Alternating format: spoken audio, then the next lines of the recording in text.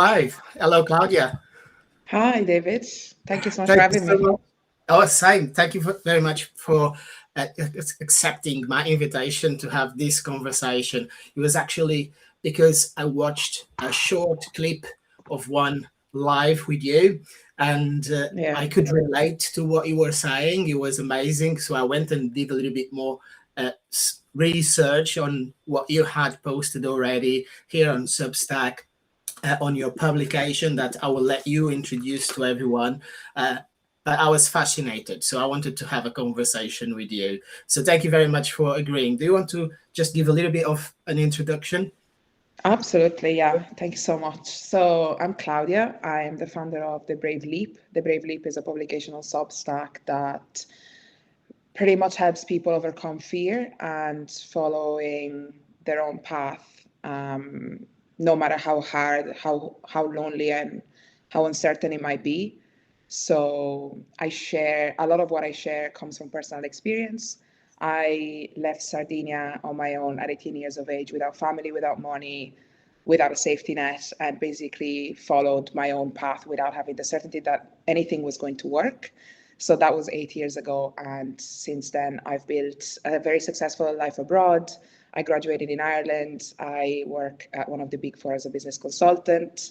And I've achieved plenty of other things in the fitness space, ran half marathons, and competed at High Rocks. Mm. So that's pretty much what I do. I love to encourage people to be brave and kind of follow their own path without being too scared of what other people might say or think. So yeah. That's very interesting. I can relate to a lot of what you're saying. I'm very curious, especially when you say, oh, you moved to Ireland, which I can notice a little bit of accent, by the way. You've been there 8 years. You've been there 8 years and you've got a little bit of accent. One of my mentors is actually from Ireland. So Oh I'm yeah. familiar. Yes, that's true. So you talk about, overcoming fear, and we discussed previously as well a little bit of uh, inner growth and what it means to us. But I'm more curious first to understand, what does it mean to you, because you need to have a before and after kind of situation, right? Yes, absolutely. And I'm going to answer this question, and then I would love to hear what it means to you as well, because I feel like there is no like set way of describing inner growth. Everyone kind of goes through different paths and might mean different things for different people. But for me, I guess it all starts from a place of honesty. So you need to be able to look at yourself in the mirror and be very honest about what you're doing, who you are, what you like about yourself, and what you don't like about yourself. And then being able to take the necessary steps to actually improve in the things that you don't like about yourself. If you have a certain goal and you know you want something, but you're not taking action, why are you not taking action? A lot of people know there's a problem, but they avoid it. So inner growth for me is about being honest and about facing that avoidance and going through that path, no matter how messy it might be. That's what inner growth is. It's not polished, it's not clean, it doesn't look like a straight line going upwards. It's very messy, but it's an honest path. What about you, Yeah. David? What do you think? You touched on a couple of things that are important, but before I, give my opinion, I want to say thank you for the people that are joining us live. If you have any questions, just drop a comment, because that's what we're here for. Kind of to, I could say, grow together, because this is a journey, like you said. It has ups and downs, and it's messy. Um, it can be very messy, because from my experiences, the things that I went through in my life, sometimes you can think that you know yourself when you actually don't. You can be in a position of comfort where everything looks okay for the other people. When you're looking from the outside, if you have a job, that pays your bills. Some people will say, oh, well, you are okay, you are healthy enough. And then just like that, things can change very, very quickly. I think I have not shared on Substack yet, but in 2014, I lost my hair to alopecia, which is a disease, it's an autoimmune disease that makes your body fight your hair growth. When that happened, it was a very, very difficult time for me because I didn't shave my head and looked like this straight away. I went through a phase that was very difficult because I was losing lumps of hair in my head. So I had patches all over my head. It looked horrible. I was under the impression that everybody was judging me and looking at me, thinking that I was sick, that I had cancer, something really bad was happening to me. When really the worst thing was the lack of confidence, the identity crisis that I was going through, because I didn't know myself what was happening to me. Even though there was a diagnosis, it's not a disease that has an explanation that is kind of logic. So it was very, very difficult to me. But that's just to say that sometimes things look okay when they are not. You could be working a job, a 9 to 5, that, yes, pays your bills, but that you don't like, a job that you don't enjoy. So to me, when we're talking about inner growth, we're talking about, like you said, and I agree, very, very well said, you kind of need to find yourself, be honest about who you are. But how do we do that? That is, I think, the bigger question, how we do that. So I was reading a book recently, I think it's the 5 a.m. Club. Yeah, another book. Which is a brilliant book, and it talks about the 4 different areas that you need to develop in order to have this growth, which, if we think about, we can all agree that one of them is mindset, because people that feel a little bit lost, don't know who they are yet. One of the reasons that happens is because they haven't yet connected to the right groups of people that will allow them to explore what they really want to do in their life. If you lived in a small village your whole life, now is different because we have internet and we are connected to the whole world all the time. But still, you can be on the internet, but the algorithm is only showing you some things that you've been around. If you are into gardening, that's what the algorithm is going to show you. It's not going to show you that you could be meditating or that you could be writing or you could be traveling, because you are in a capsule and very closed environment. Only when you go and explore out there what the other options are, that's when you're going to change your mindset. And that's when you're going to realize that, oh, there's so much more. Let me go after that. I love then that. The other area is your health, your physique. That's very important. And I think more than 50%, I don't want to give a wrong number. I don't know what the number is, but I would say that probably more than 50% of the people in the world are not healthy when it comes to having a good diet and exercising. And those are things that will be good for your mind as well, not just for your body. All of those are things that will help you develop a better mindset, that inner growth that you talk about. And then the other ones, if you want to know more, you need to read the book, because I can't remember. Well, I know that is the soul. So, and that is finding your inner peace, is finding your values.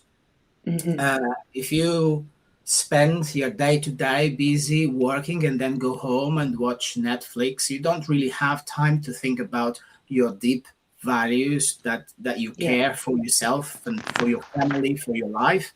And then the other one is just stability and financially related, because other than what many people think, uh, money doesn't necessarily is a bad thing, because we hear all the time people say, "Oh, I don't want to be rich," or "I don't want money is the root of all evil." People will say things like that. Grew up hearing things like that because family wasn't really financially educated. However, if you have money, you can just 10x your values. If what you value is family, you're going to 10x the amount of time and money that you can put into your family. If one of your values is charity and helping orphan elephants in Africa, you're going to 10x the opportunity to do that if you have money. So money is not a bad thing. Those are all different elements that I think are important for inner growth. I love that. I can resonate with a lot of what you said. I didn't read the 5 a.m. club, but I know it's on my list. And I just want to say thank you so much for sharing about your story about the alopecia, because I can only imagine how hard it must have been for you to go through that, especially because, as you said, it was a long period of time in which everything was changing, and it must have felt so frustrating for this to be out of your control. So I'd say it was a big part of who you have become today, after Yes. going through all that. So thank you for Yes. sharing that. Can I just share one thing with you as well? Yeah, of course. Yeah. Because yes, it was a very difficult time, but interestingly, what helped me go through that was starting to share and be vulnerable online about what was happening to me. You will find that sometimes it's so difficult to talk about difficult things with family because you fear that they will judge you. Yeah. You fear that the opinion they have of you will change. Not just that, they will try to put ideas into your head based on their own experiences. Yeah. Now, you have heard who you surround yourself with is who you become.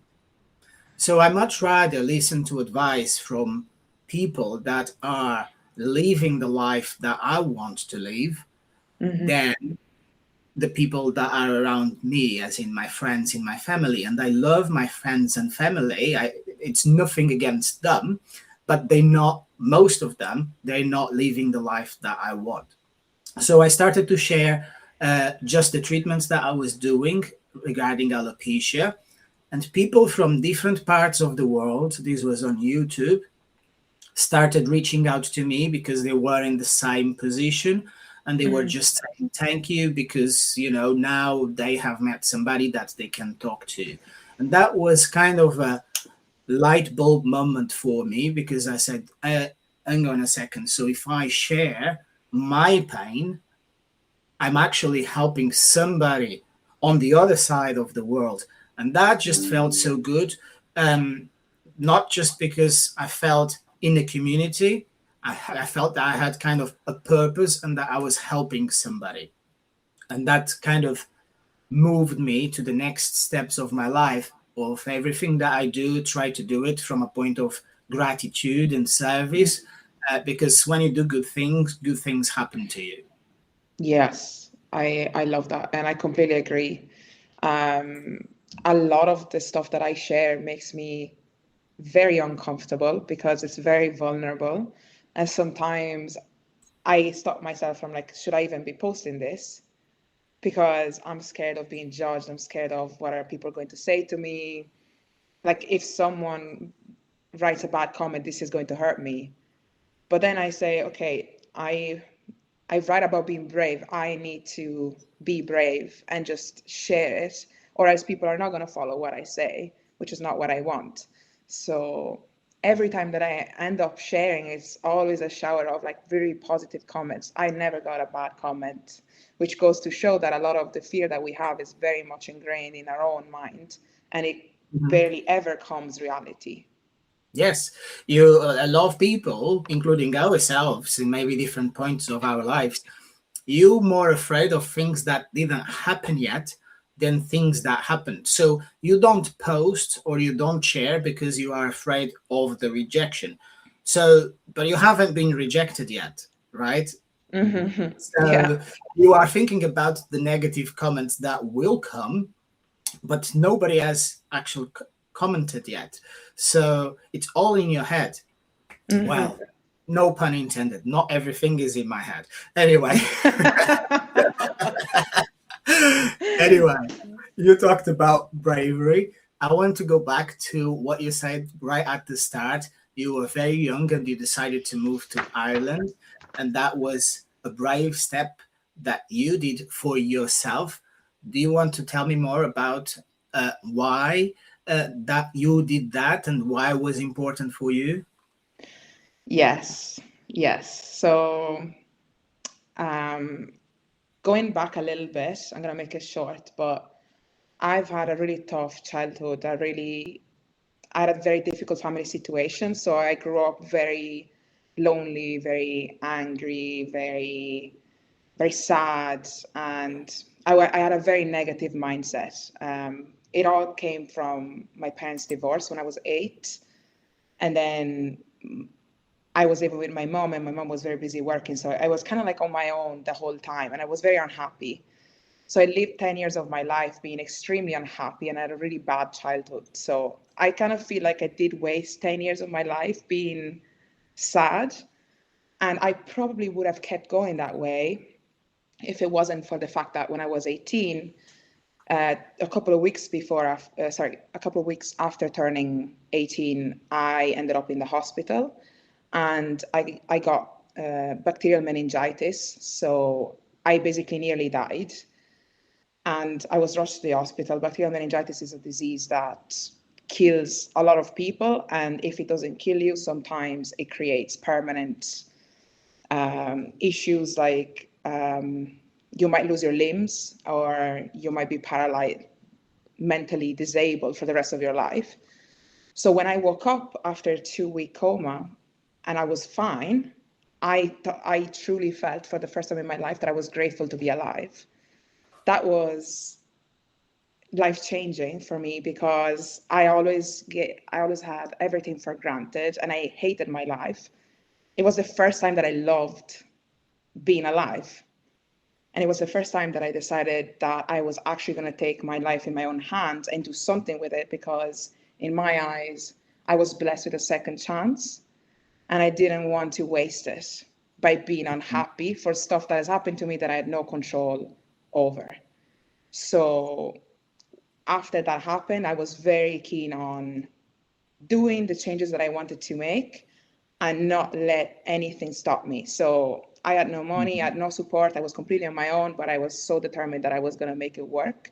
And all I wanted was freedom. I wanted independence, and I wanted to get out of my house because it was a very unhappy place. And that's why I left at 18 and moved to Ireland. Wow. You know, it's so funny because we're having this conversation and I can see our journeys and lives are not that different, you know. Tell me, I want to know. I will tell you, but thank you for sharing that. It happens to a lot of people only after a breaking point, almost. That's when you realize, oh, and then you change. Your mindset changes because you Yeah. lost somebody, because you had an accident yourself, and then you realize, oh, actually, the position that I was in before, it wasn't that bad because I just went through something that I could have died, right? And especially when you are so young, and something like that happens to you. When I was young, I suffered from epilepsy. Um, then that stopped over time. When I was a teenager, it stopped. But I can't remember exactly how old I was. I think about 11 or 12 years old. And I went to, because I was doing competitions and training on swimming. So I was in the pool, and I was training for a competition on my own, and I had an epileptic episode. And I almost drowned on that situation. I had somebody that worked there was kind of cleaning, and they saw me and they saved me. But more interestingly is that on the way home, my mom had to pick me up, and we had a massive car crash with a Oh, lorry, uh, and I almost lost my mom and my own life at that time. Because I was so young, I don't think that I understood at the time how bad that was, and to have that realization, oh, from tomorrow I need to take care of my life, because I was too young mm, for that. However, I still remember that today so vividly, just like if it happened yesterday. It always stayed with me. It traumatized me almost. I hate driving. I don't drive by choice because of that accident, and I was so young. So sometimes going back to the young years of your life to understand how why do you are like you are now, it kind of explains a lot, if that makes sense, right? yeah. uh, the Your past makes who you are today. However, I like this thing, and I don't know who said it first, but it's something around the fact that you can blame everybody and everything for the things that happened to you, but you're the one that are responsible for how you react to them. Hmm. And if you are 10, of course you have a different type of behavior, but as you grow up and you become an adult, Yeah. there is no point in dwelling on the past or blaming other people for your current position. We're here today talking about growth and I like to call it personal transformation, Hmm. because that's what it is. It needs to be This. personal. It's nothing to do with anybody else. Um, and many times people don't even realize that they need that transformation, or they don't Yeah. have the appetite for the transformation. But again, that is because of the social circle that you have um, around you. I don't know if you agree with that, or if you want to add anything to it. There were a few things that were coming to mind as you were speaking. First of all, I also wanted to mention like you had a crazy experience. Like I got the shivers when you were speaking. It must have been really terrifying. And I can relate to what you said about remembering it as if it was yesterday, because I also remember it as if it was yesterday. And I think that's Mhm. also very important, because when there are certain times in which you struggle the most, you can go back to that memory, and that memory gives you a lot of power. At Mhm. least that happens with me. Mhm. But I like that. Yeah. yeah, so there was one thing that I was thinking about when you said we are not responsible for what happened to us, but we need to take the responsibility and we need to take action to react to Mhm. things and actually make things Yes. different. I find that extremely hard to do when you are surrounded by people that basically everything they do is just blaming others. So if you are in an environment in which blaming others is normal, you'll also do it yourself without even realizing you're doing it. Mhm.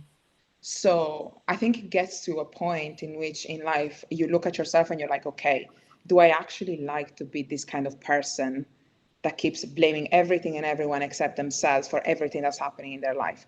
Or do I want to feel empowered enough to actually make a change? Mhm. Because I think that everyone in this world would love to feel like they have the power, and most people think they can't have it. What do you mean by that? Power. Power is the ability to take control, Okay. Okay. to actually act. So let's say that you're like, I hate this job. I hate Mhm. that I have to go to the office every single day, that the boss tells me what I need to do, that I work overtime. I hate him. I hate the job. I hate all of this. And then I go, okay, so why don't you quit? how could I quit? I need to pay for rent and food and all that. Yeah, but you have the power to change your job. Like you're not chained to the desk. Can I just show you something? Go on. Because what you are saying is perfect. So I need to take this opportunity and this moment for you and for everybody that is watching, that will watch in the future. I don't even know if I told you or if you knew about it, but I wrote a book and I published it less than a year ago. And it's called You Are More Than Your 9 to 5. I love that. So very much on theme. That's perfect moment, right? Because you are telling me exactly what I wrote about in the book, which is that my personal journey on going from job to job to job, from rejecting promotion and rejecting another promotion and rejecting the third promotion to change job, when everybody said, you are crazy. Why would you reject a promotion in that company? And I said, because it doesn't suit me. Yeah, I love that. That's a very brave action that you did. Because, yeah, everyone will tell you, everyone around you will be like, yeah, you made a stupid choice. You are reckless. You have no idea what you're doing. You're going to regret it. And then you inside, you're like, you have absolutely no idea what I'm about to build. But I don't need you to know, because you have so much confidence within yourself that you're going to achieve it, that you don't need their approval. But it's very, very difficult to even start building that confidence, right? Yes. Because people will feel trapped in their own situations and kind of act out of frustration, right? So you're going to blame somebody because you aren't brave enough to take a step. So you're going to blame, your boss, your manager, the man, on the traffic lights, and you're going to be angry at the world in general. And you kind of stay in a spiraling ball that doesn't let you make any steps. But I always take it back to who is it that you are surrounded with, because that is going to change the way you think and the way you see the world. So if you're not happy, then you are in the wrong place with the wrong people. Yeah, I agree with you. Like, changing the environment is definitely like the best way that you can start making this personal transformation and reach your goals. However, if I can share a little bit of my experience, I did it all on my own, and it was certainly not the easiest thing at all. It was extremely hard, very challenging, and it took a very long time. However, there are different ways that you can go about it, but I think that the thing that has helped me the most was just to focus on one thing. In my case, it was, I want to leave, I want to move abroad, and I want to live on my own. So I'm going to do everything in my power to achieve that, no matter how much, no matter what it costs. So that goal kept me going in the hardest of times, even when I failed so many different times at trying to achieve it. I had nobody around me that was supporting me in that. But I was so determined that no matter what was going to happen, I was going to achieve it. So I guess that's a little bit of stubbornness mixed with desperation, if you want to call it that. Because I was like, if this fails, I have nothing. I have absolutely nothing. I have no plan B. I don't know what I'm going to do. So this is why I cannot fail. I think that determination can help you even if you're on your own at the very early stages. And then once you start building on it, once you achieve that one thing, then you can build on it like you're building a house with little bricks. And you can create your environment from that. I agree with you. I just want to clarify one thing. When I said that if you are unhappy or unsatisfied, maybe is a better term, then you are in the wrong place and you have the wrong people around you. I didn't really mean like when you moved to Ireland, for instance, and you went alone, you weren't alone because you have environment around you have people around you, right? And I had the exact same situation, so you understand what I'm trying to say. When I moved from Portugal to England, I didn't speak English. I Hmm. understood, I understood English. I learned English in school, but from learning English in school in Portugal to actually move to another country is, I didn't think I spoke English. But what happened was I couldn't understand that people were unhappy or unsatisfied or complaining about anything. So I went from a place where everyone was complaining about everything. I couldn't relate to the culture because people spend lots of hours in the cafe in Portugal, and they just complain and they're angry at everything. And when I moved to England, I couldn't understand anybody complaining. So to me, that change of environment, I thought, oh, it's great in here. Mm. Nobody is complaining in here. Life must be great. uh, you know what I mean? So that environment was kind of an emptiness because I couldn't understand them. But it's still an environment, and this is exactly what I needed. Mm. I needed I needed space. I needed time. I needed time to find Yes. myself, to learn more about my own needs. Am I brave enough or not to go through this? Being in a new country with nobody else, without friends, without family. That and even being alone is still an environment. That's Yes. I like the way you put it. Yeah. And when you're, I'm just talking about sticking to the same example, when you're moving to a different country, it is a journey, but it's also a journey within because you're Mhm. experiencing that transformation that you would have never been through if you didn't make the move. So Yes. everything around you is different, but also a lot of what's going inside is different. And I found myself to have become a completely different person after moving to Ireland. Like when I was in Italy, I swear I was not like this. I changed very, very much. I was much more outside of like what happened before being sick, right? That I was very sad and very angry. But I Hmm. became much calmer. I became much more peaceful. I became much, much more confident, much Yes. stronger, much more resilient. And that stemmed from the personal transformation that happened within by moving abroad and doing everything that I did abroad. So I think that that's something that's not usually discussed, but it's very, very important. And I guess in my eyes, the most important thing. Well, and remember, you said it earlier that, and very rightly, that it's a personal journey for for every single one of us, right? And it's inner growth, personal transformation, the journey to a better positive mindset. It's different for everybody, and it actually means different things because again, your values are different than my values. So what you really want for your life, it might be different than what I want for my Mm-hmm. life. And therefore, finding that inner peace that you want, that everybody wants to have a relaxed, peaceful life without too much stress. Even if you are um, athlete and you go through stressful situations is because that's the environment that you like to be in, right? But Mm-hmm. in your personal life, you don't want stress with anybody. You just want peace and health and all of that. But it means different things for different people because it's about priorities. What Yeah. is your priority?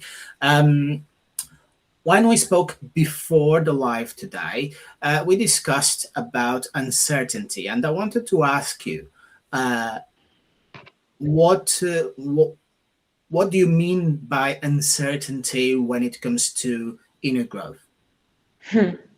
Good question. So I guess every one of us here has a goal that we're all trying to work towards. A Hmm. lot of us may experience uncertainty in the sense that they might feel like I have absolutely no idea how I'm going to get there. I feel like all the efforts that I'm putting in are not working. I feel that I'm on my own. I don't know. I have loads of questions and I don't know who to go to.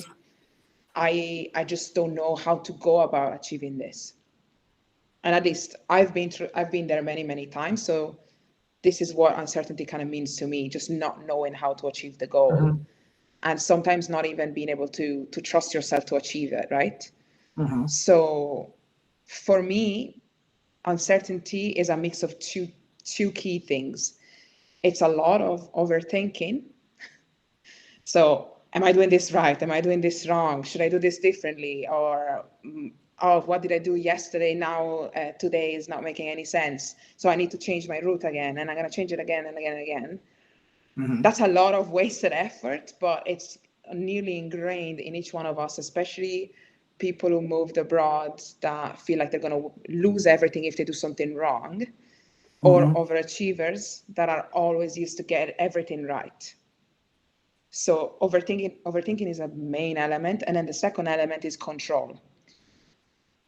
People like to be in control, and they like to know how they're going to achieve X, Y, and Z by a certain date by doing 10 steps. But sometimes you just don't know how you're going to achieve something, especially if it's an extraordinary goal that you have, and especially if nobody you know has achieved it. So control sometimes is just not possible. That's where the uncertainty comes from, in my eyes. It's overthinking plus control. Okay, I like that. Overthinking plus control. I'm going to challenge you on that. Well, not really challenge you. I'm just thinking about what I see people do, right? What I see people do. And I don't see people doing much. I'm very fortunate to see to know a lot of those overachievers that you said, which, by the way, most people that are an overachiever or that are successful never really see themselves as such because they always want more. Then you've got the overthinkers that you say they're overthinkers, and that's just, I think, a kind of paralysis analysis stage. And you're not really thinking anything. You're just going over and over and over and over the same again and again. Because if you did actually thought through, what am I going to do next? Then you would make a step, even if you was just doing some research, on your phone or online or anything. But no, you just go. Most people will just go day after week, and then it's a year, and then it's a decade, and then they are retiring, and they still didn't even try to do anything. I don't like to blame people, but at the end of the day, it's kind of your responsibility. If you want to have a family, then of course what you want the most is to provide for your family, or if you have children, you want your children to to be successful or to have more than what you had, to have a good life, right? So when I see parents that aren't a good example for their children, I immediately stop feeling sorry for them when they complain about their current position. Because if you have a child and you want them to have a better life, it's you who first need to make a step for that better life. And if you don't know how, then there are plenty of ways and people that can help you to make those steps. Watching Netflix, scrolling on TikTok, it's not going to help you. When I say help you, I'm not talking to you, I'm talking to the audience, right? I'm not talking directly to you, so don't take it personal. But that's why I say I wanted to challenge you when you said overthinkers, because for what I see people doing, I work in an office that has probably over 100 people, around 100 people, and I would say that only a few of them actually want to do something else for themselves, and everybody else is just going to work, going home, going to work without even thinking about doing anything else. I wonder why that is. Yeah, and from my perspective, I believe that these people are not uncertain at all. they're very certain that they just want to stay in their comfort zone. Are they comfortable? They are comfortable in the sense that they know they have a secure job they hate, but they're secure in that they know that tomorrow that's going to be there, which is not good. I'm very picky when it comes to words, and if you tell me comfortable zone, and that's actually an uncomfortable zone, then that's a problem. It's a comfort zone for their ego because they're not being challenged to grow. Do you mean safety zone? Because they're two different things, aren't they? If you think about it, if you live in a safety zone, it's safe to go to work and obey to my boss and ask for holiday and accept when they say no, go home, complain to my husband or to my wife. They're not uncomfortable being there. I think they're very comfortable being there. That's my own personal opinion, though. Because if they weren't, these people hate feeling uncomfortable. That's why they're still there. Do you know what I mean? I understand what you're saying. I understand. We've got a few people, so give me your opinions in the comments, please. Guys. Because I'd love to hear what you think. We are now in disagreement. Anyway, this is great because that's how you kind of explore a little bit more your mind, when you challenge. Yeah, I like being challenged. I actually like thinking about this stuff ideas. But okay, let's say that you won, and now it's 1-0 for Claudia. I don't know. Is this? No, I'm not seeing comments. No. So let's see what they say. No, I don't. We'll see. So, and these people, that are going through this personal transformation, and that they might be comfortable. What do you say about? Because I talk a lot about the environment, and we spoke about being lonely on this journey. So I want to know from your perspective, do you feel lonely, or where does this loneliness come from? How can we overcome loneliness? Tell me about it. Yeah, so I think that, sorry, there's a bit of echoing of my voice. I think it's gone now. Okay. No, it's okay. I think going back to the 9 to 5. So let's say that you have a job, and then eventually start realizing that's not what you want to do. And then time goes by and you realize, okay, now I truly need to make a change.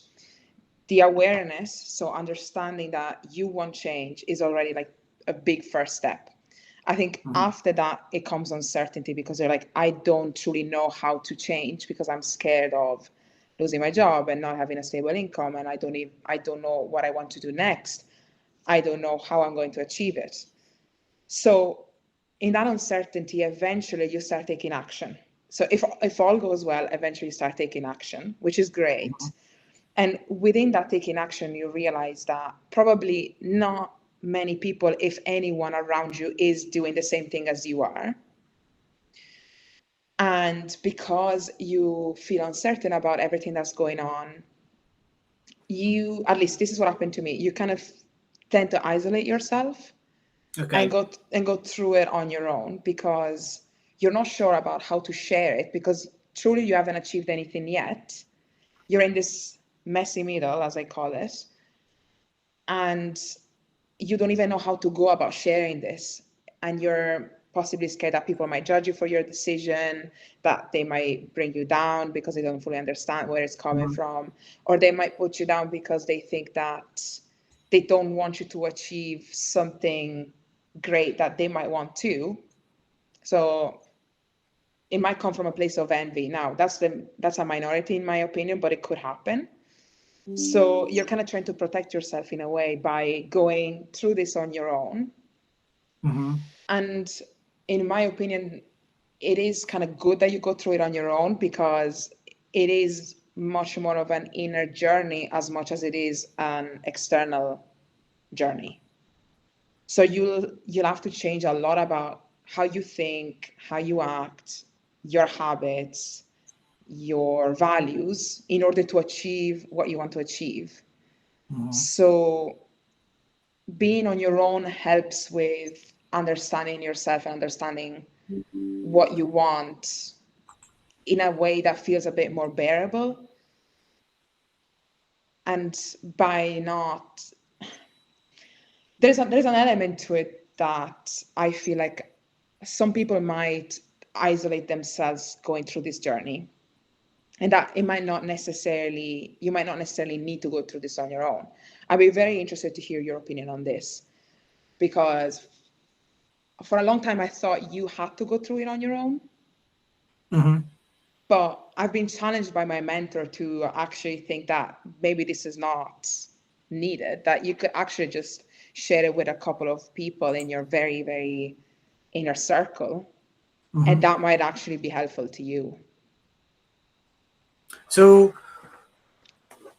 when you go through this journey of transformation, uh, it is an individual Mm-hmm. journey, but it doesn't have to be a lonely journey.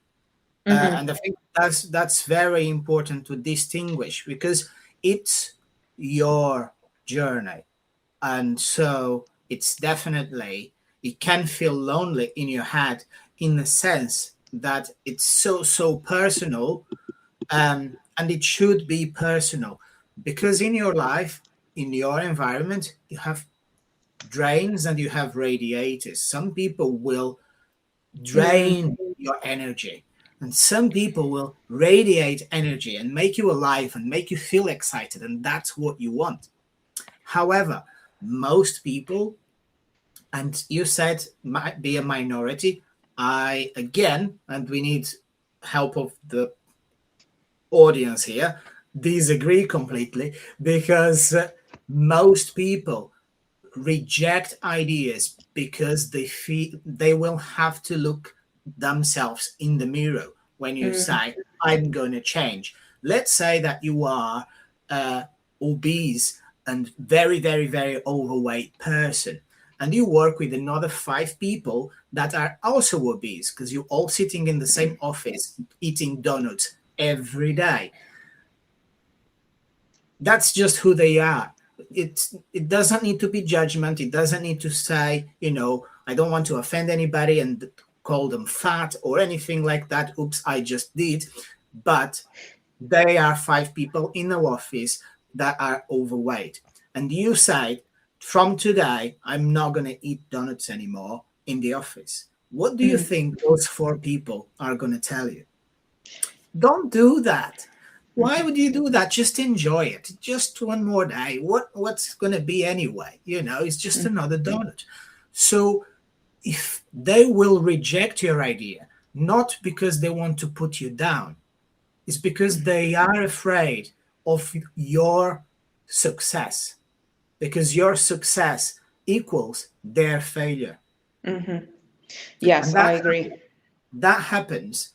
This is a very good example, I think, but that happens in almost every decision that you make, the clothes that you wear to work.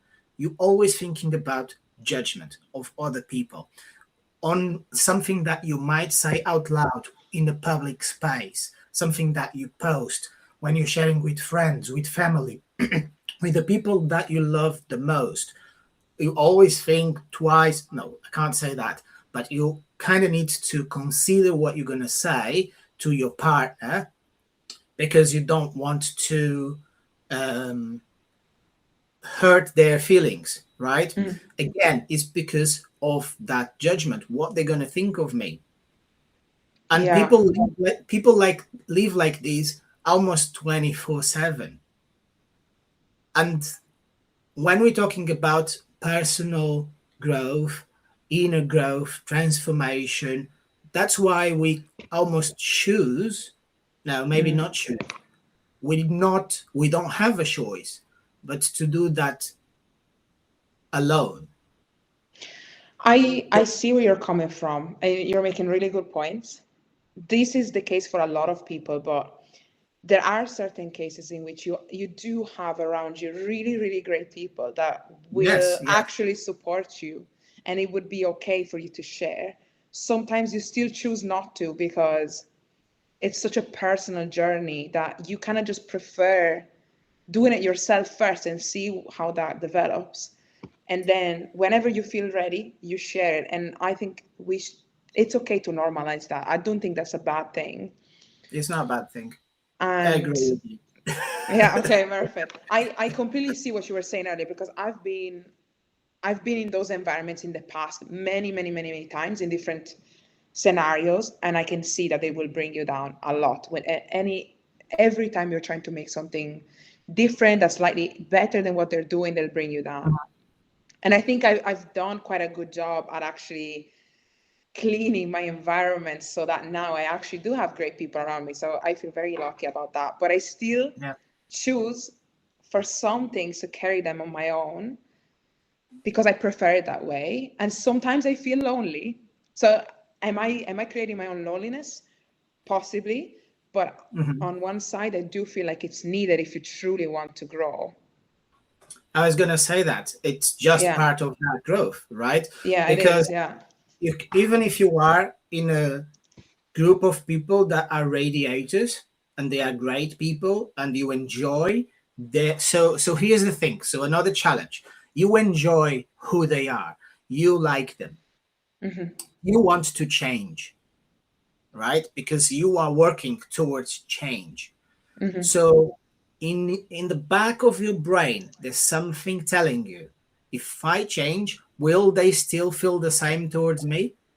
Mm. And that could be the reason why you kind of choose to let me test it first. Let's test the waters. Is this Yeah. am I going in the right path? And if I am going in the right path, I kind of share very, very slowly what is changing in my life with them. I will see their reaction just a little bit. If it's positive, I will share a little bit more and we're going to grow together. And that is kind of the dream, right? Because you Mm. want those people to grow with you. You cannot from day one tell them, oh, this is what I'm going to do again, because you can't, you, whether you like it or not, you know that that could be a rejection, that could be judgment. And Yeah. so doing it alone, but with other people, and I know you know what I mean, trying to isolate some things of your transformation, that's not a bad thing. And I agree with you totally. Um, and doing it step by step with that method that I just shared, sharing a little bit so that you can see what their reaction is. Uh, that is good because you don't want to lose them because they are positive, in your life and you want to keep them around you. But that shouldn't stop you from change. Can I just mention something there? I think that the people that are truly your friends and they're truly positive and radiators, as you call them, no matter what you do, they will stick with you. So I feel like the sharing part truly comes from whatever you feel comfortable sharing, more so than them getting used to your change. Because I think if a friend truly supports you, they will support you no matter what you do. And if they leave you, they were not truly your friend, or they were a friend of the past version of you, which is fine. I think we need to learn how to let people go and not be so attached to thinking, oh, I do want to keep that friend. Why do you want to keep a friend that doesn't want you to grow? I think it's fine to let them go. They were friends of the past. You're going to make new friends that are going to be more aligned with the Yes. future version of you. So be excited for what's to come and don't be so attached to the past because the growth that you're seeking requires you to let go of a lot of things. And people are part of that letting go. Say that again because you're so good. I'll repeat it because you don't know what you said anymore. No. Because now I don't know anymore. Good thing that it's recorded. But you said something along the lines that uh, to growth, no, growth requires you that you let go of a lot of things.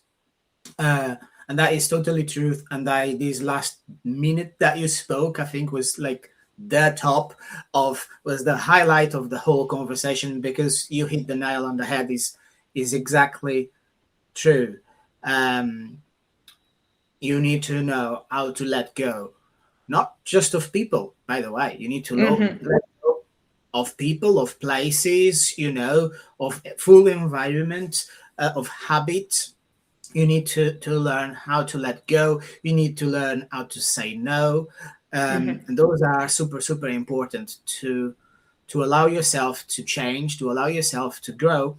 So I really love that. That's so good. I experienced that so many times. And I want to say that for the last 10 or 15 years, probably said, so all my adult life, I always said I am a terrible friend and I'm a terrible family member, because I live so much in my own environment, in my own head, that sometimes I know I should call, a certain friend, but I didn't call the friend. But I know this is a real friend. Whether I call it today or I call it tomorrow, when we speak again, we pick up right from where we left. But that is to say that I prefer to have fewer but very meaningful and strong relationships than to be friends with everybody and not knowing anything about any of them. I love that. Yeah, I completely agree. I'm so with you on that one.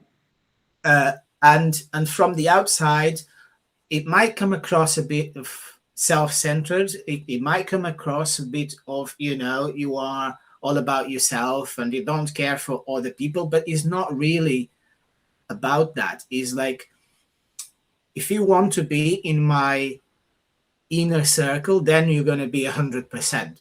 And I'm going to share, who I am with you. I'm going to be there when you need me. I'm not going to be there when you don't need me. Absolutely. Let's be honest. Yeah. We can only be real. Sorry, go ahead. When you don't need me, I want you to be doing things with your best friend, right? When you don't need me, I want you to be, living your life with your family, with your closed ones, loved ones. And let's meet every now and again or talk on the phone, whatever it is. And when we are together, we actually have power our conversations, because that's what I like to do. But I'm not the kind of person that will, just have small conversations, small chat, because my time is too valuable for that. I just don't do it, right? I just don't do it. It's just who I am, and it doesn't come from a bad place. No, absolutely. I think it comes from the best place, because we only have so much free time. And by being intentional with the time that we spend with people, we are giving it the best of us to those couple of people that are in our circle. Why would we want to give a 10% to 20 different people when you can give 100% to 3? I think you're saving people's time by just being honest and true and authentic about the capacity that you've got. So, yes. And also, you cannot be a good friend if you don't look after yourself first. Agree. That's very true. You are doing the best. Like, you're actually a really great friend because you're only reaching out when you actually can do it.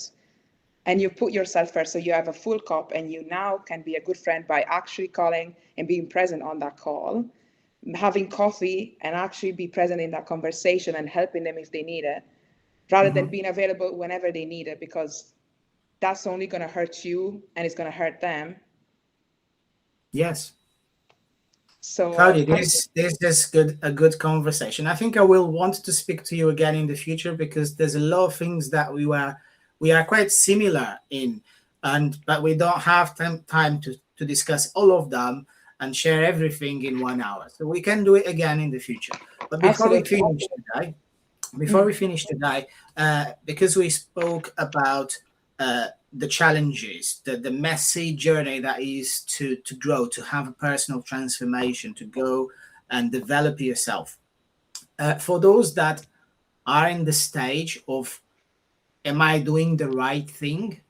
The uncertainty you spoke about, the loneliness you spoke about, what are the signs of that can tell you I'm doing something right, this is working, or I should continue on this path? How can you identify that you're doing the right thing? Okay, so I'm gonna be brief because I know we're about an hour in. It's I okay. think okay, so I think the strongest signals are a stronger sense of alignment. Alignment meaning a stronger sense of feeling like everything is going towards the right direction. A stronger sense of self-love and self-confidence. Feeling happy with the way things are going is a really strong signal. And excited, waking up excited in the morning is a really strong signal. Another really strong one is catching and realizing when you're reacting differently to things that would have triggered you in the past. For example, in the past, I would have been really, really scared to share something very vulnerable on Substack. And so I would have overthought, I would have done a lot of overthinking and then eventually hit publish. While today I write something very personal and then I'm like, okay, I can feel that I'm getting very uncomfortable, but I decide to publish it anyway. And that's a change that I noticed, like, wow, like 3 months ago, it would have taken me 3 days to hit publish, but today I'm publishing it. Yes, exactly. So because you're working these, on being brave, right? You're working on yeah, being comfortable, being uncomfortable. You just said something. Oh, what was it? I need to rewind a little bit. 2 minutes. Oh, I don't know. It was about dealing with the problems. Yes. Okay. So that was my interpretation. You said that being able to do it, and not being so afraid of, that is a very positive signal for change.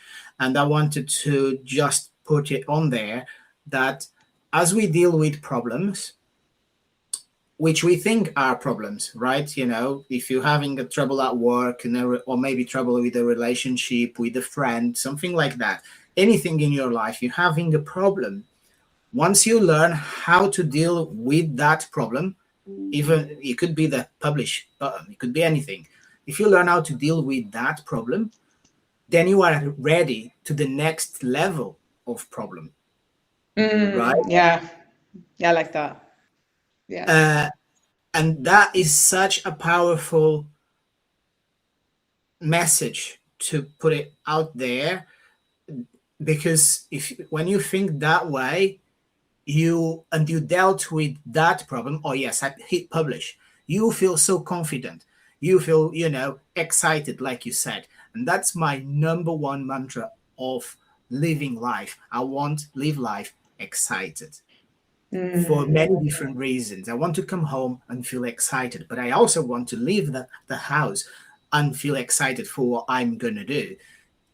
And that is my number one goal throughout my life. I would say for the next 20 years, for the next 30 years, that's what I want to do. I want to come home excited because of what I'm going to find at home.